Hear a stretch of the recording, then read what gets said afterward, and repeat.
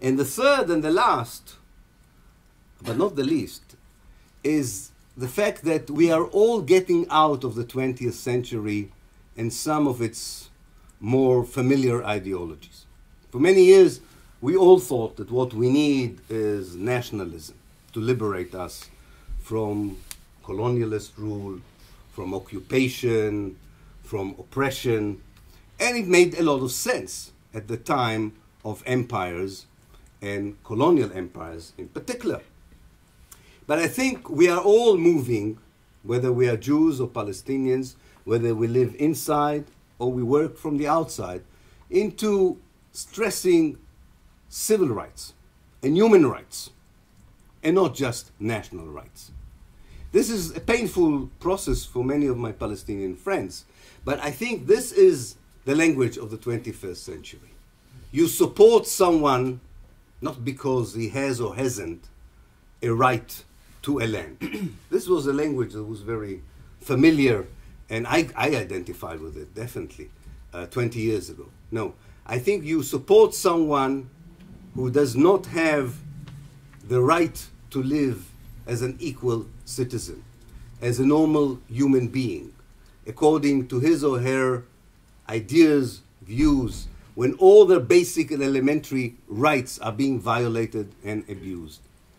And I think that once we will liberate ourselves, not only from Zionism, but in a way also from nationalism, we will expose even more the cruelty and the inhumanity behind the supposedly human face of Zionism. Because if it's my national rights against your national rights, then yes, I'll give you 20% of Palestine and I will take 80%.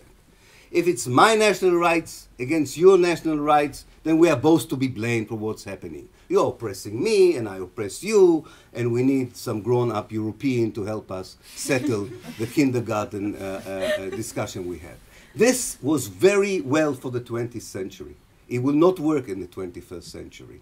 And we will have to humanize ourselves again, or in the words of a very intelligent Egyptian intellectual, we will have to unlearn before we learn again. And I think this process of unlearning, although it sounds a long-term process, is really an immediate project. It's an immediate project so as to create on the ground, even before you have the power to topple the regime, to create on the ground spaces where people live according to these basic ideas of equality, humanity, and solidarity. You don't have to wait until the regime in Israel is legally transformed, until the West will declare that Israel is indeed like apartheid South Africa.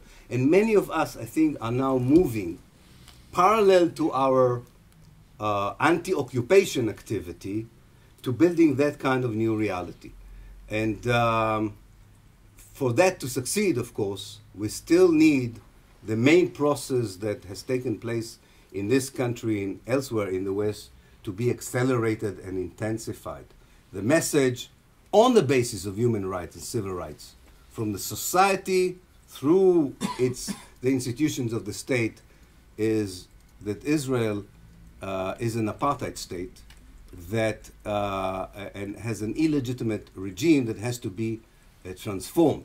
The two are not mutually exclusive, but indeed, in order not to go into the problems that South Africa of post-apartheid South Africa are experiencing, in order not to repeat the mistakes of the post-colonialist period in the Arab world, which we are now dealing with, we have to in parallel way think about transforming and suggesting something instead.